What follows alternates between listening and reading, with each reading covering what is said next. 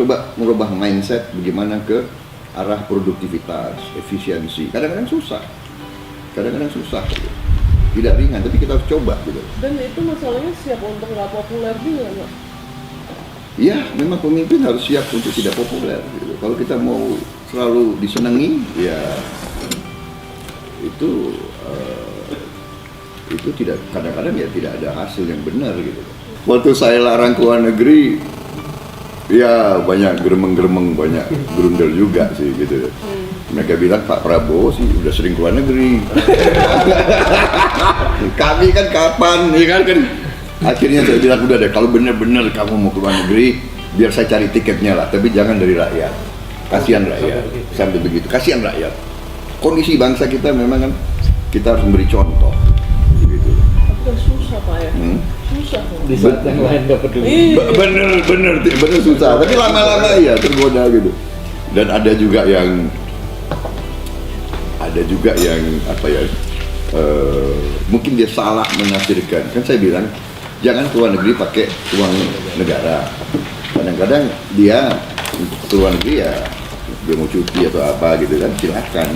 Jadi satu saat saya di airport di Bangkok, saya lihat anak buah saya di situ sama keluarganya. Saya diam-diam jalan di belakangnya, saya bilang, kaget dia. Dia kaget.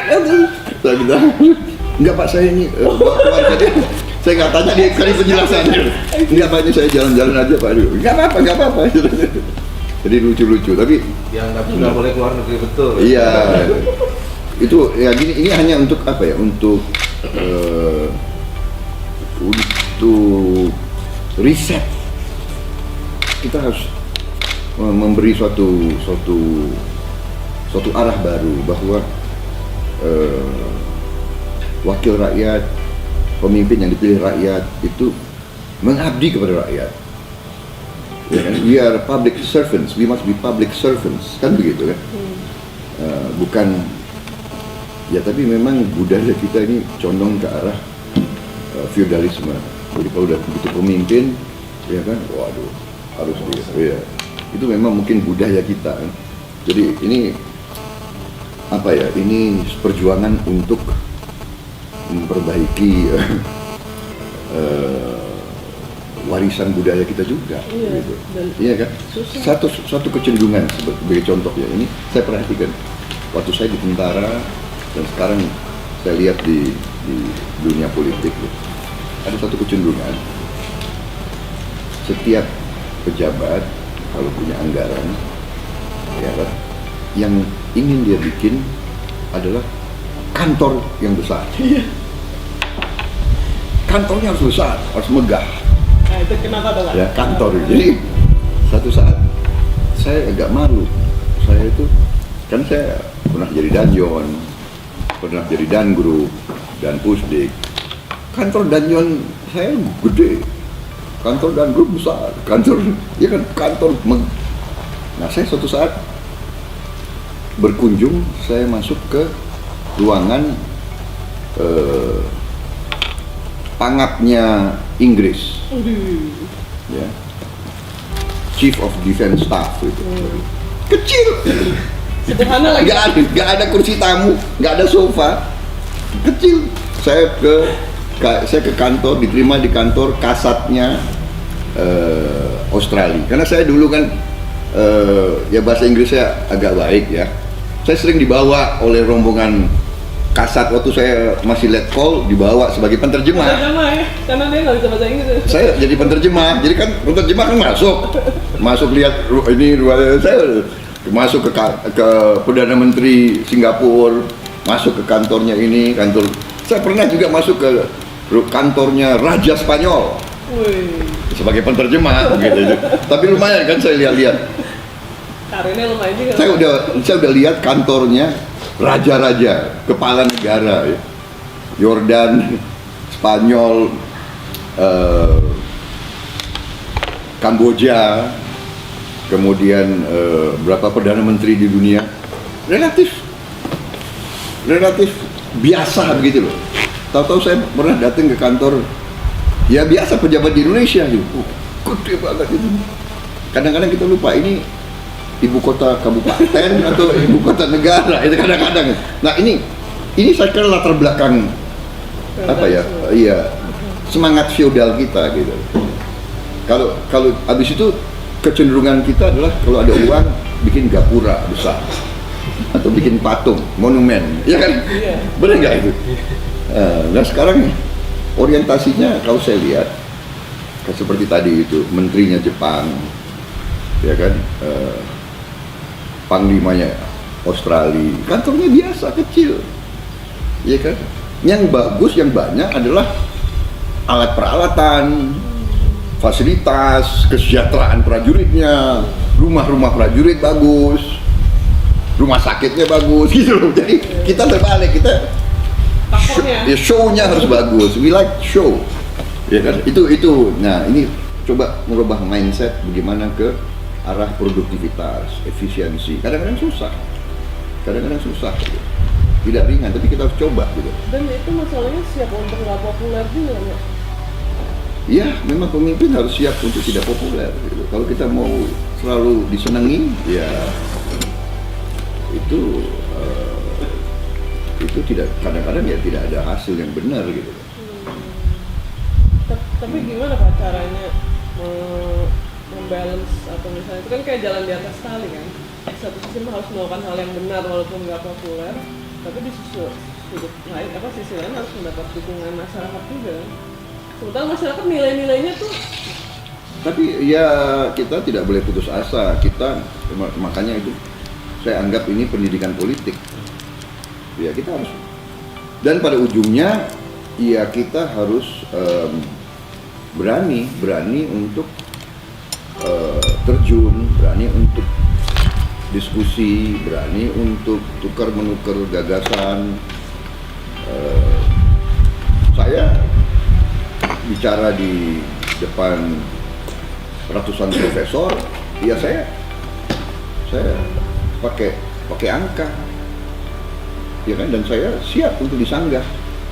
Saya selalu mengatakan, saudara-saudara, ini adalah statistik yang menggambarkan suatu keadaan, fenomena. Dan ini adalah analisa saya, ini bacaan saya. Tolong bapak-bapak sebagai para pakar, sebagai orang yang paling pintar di negara kita, tolong Anda tanggapi analisa saya. Apa analisa saya ini bisa dipertanggungjawabkan? Apakah ini suatu karangan atau suatu dramatisasi dari Prabowo Subianto? Ya kan? Saya sudah jalan dengan pandangan-pandangan saya sudah lebih dari 10 tahun. 2003, 2004 saya ikut konvensi Golkar. Saya bicara kemandirian pangan, energi, produktivitas, angka-angka. Saya buka soal import garam, import. Waktu 2004 belum ada import ikan. Import ikan ini baru 3 tahun perkembangannya. Jadi bukan tambah baik keadaannya, tambah parah.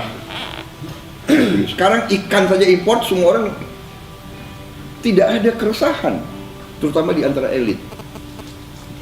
Loh, itu sudah 10 tahun saya keliling. Pandangan Bapak sejak di konvensi terus menyuarakan ini terlihat kan dengan elektabilitas Gerindra juga terus.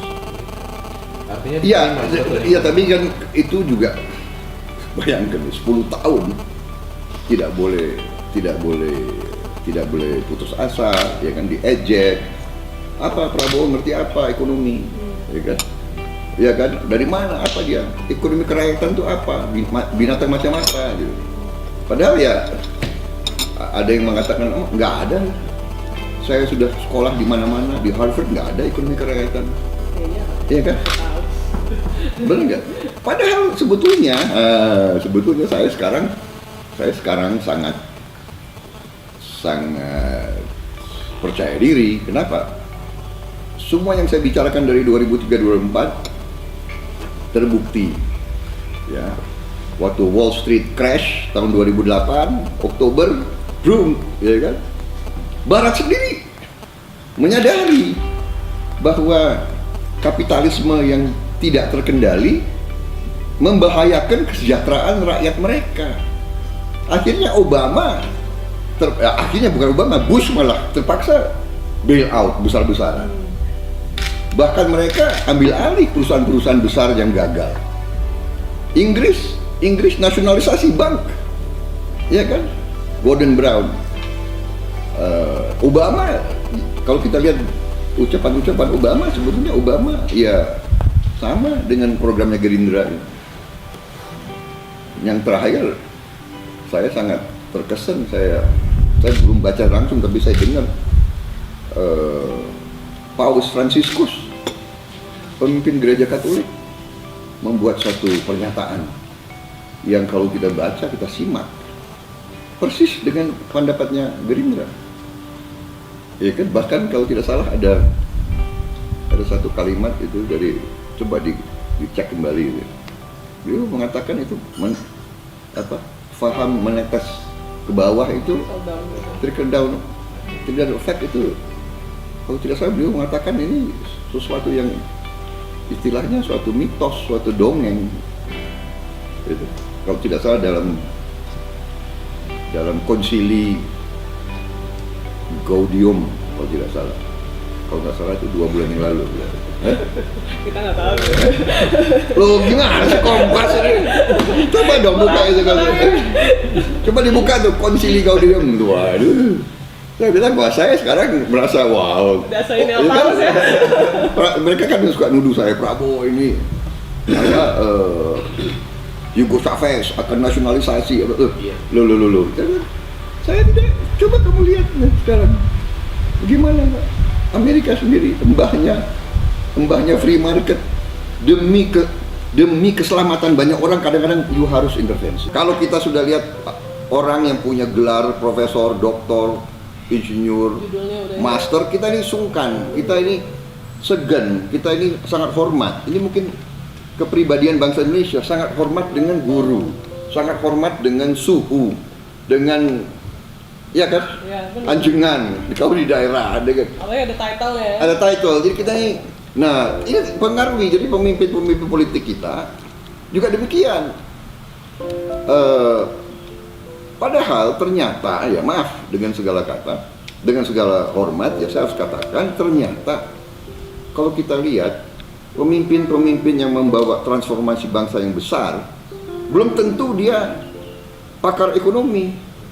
Lee Kuan Yew bukan pakar ekonomi. Mahathir Muhammad seorang dokter. Thaksin mantan polisi, ya kan. Deng Xiaoping, ya nggak punya gelar. Gelarnya di gunung Long March itu, ya kan. Anda paham ya? PLA. Punya visi. Jadi menurut saya strategic planning, strategic vision itu nggak ada. Maaf. Mungkin di Orde Baru di awal-awalnya ada dengan Pelita, dengan GBHN, terutama menurut saya habis reformasi nggak jelas strategi vision kita apa. Ya, kenyataannya apa? Sekarang Indonesia ini sudah bukan bangsa yang produktif, iya kan? Ini kita berada dalam keadaan yang sangat berbahaya menurut saya, ya kan? Batik, banyak produsen batik kita kalah bersaing, iya kan? Kita impor ikan, bayangkan itu, negara yang 3/4 laut mengimpor ikan, mengimpor garam, dan elit itu menganggap biasa-biasa saja gitu loh. Oh, ini semua serahkan ke pasar, Jadi ini yang concern kami. Jadi ya kami merasa wajib ya untuk menyampaikan ini salah arah. Jadi kewajiban seorang warga negara, seorang pemimpin harus menyampaikan keadaan yang sebenarnya, walaupun tidak enak, walaupun mungkin menjengkelkan bagi sebagian elit, ya kan? Karena sebagian elit menikmati kondisi sekarang. Ya kita, saya termasuk yang paling saya kira paling rajin keliling untuk menyampaikan bahwa sistem ekonomi kita sekarang keliru. Tidak menghasilkan suatu produktivitas, tidak ada tambahan kekayaan nasional, bahkan saya katakan kalau dihitung-hitung kekayaan nasional lebih banyak mengalir keluar. Ya, kita ini hidup dengan mencetak hutang. Ya kan?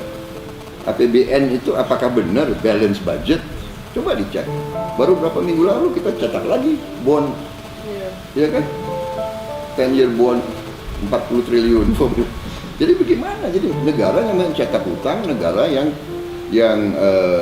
sudah tidak bisa bersaing, tidak bisa produktif. Buah saja kita tidak bisa bersaing. Elit kita, masyarakat yang punya uang lebih suka buah-buah dari luar negeri, kan begitu kan.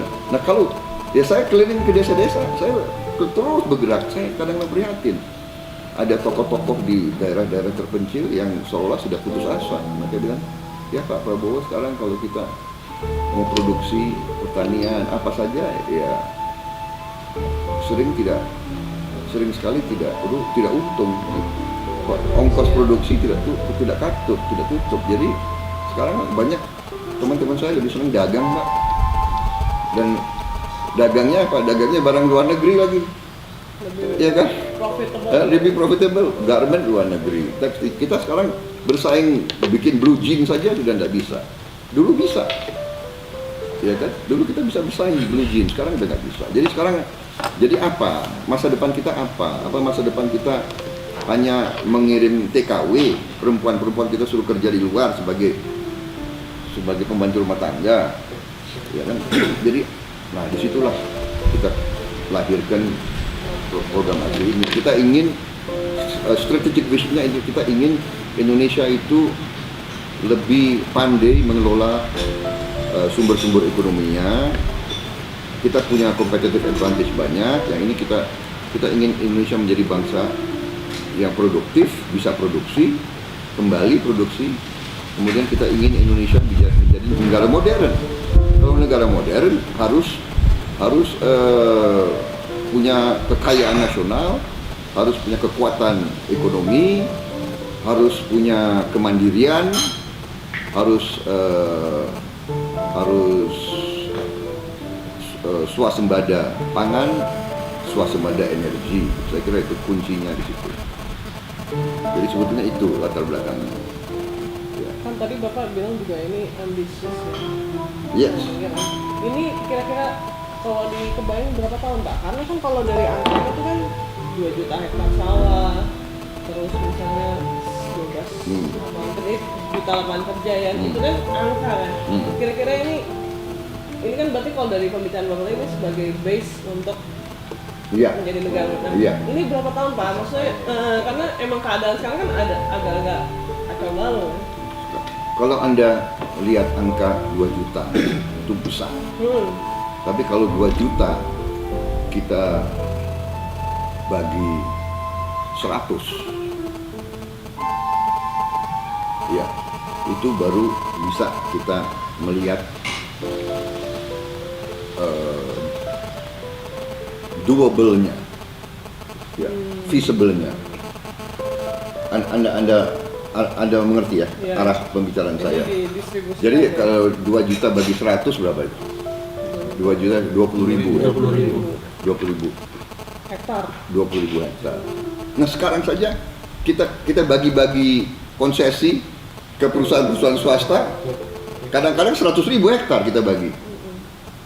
HGU, HPH, HTI, kadang-kadang kenapa pemerintah bisa membagi 100.000 hektar atau 50.000 hektar ke pengusaha yang sebagian juga dari mereka juga akhirnya dijual lagi ke orang luar negeri melalui segala macam teknik, ya kan? Teknik niaga kan kita ngerti semua kan? Apakah di listing di mana nanti, ya kan? Oke. Nah, kalau itu bisa, kenapa pemerintah tidak bisa membagi ke masyarakat? Membagi kepada perusahaan, bisa juga otorita, bisa juga perusahaan BUMN, BUMD.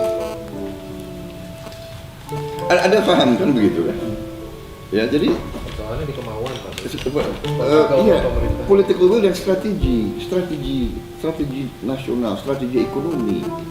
ya kan? China punya strategi, ya kan? Semua negara lain punya strategi. Kita ini apa? Selalu serahkan ke pasar, serahkan ke mekanisme pasar. Ya, ya kan? Jadi, Iya, tapi gini Pak, saya bukan yang mau belain Pak SBY ya. oh saya tidak ini bukan masalah SBY, ini masalah elit Indonesia.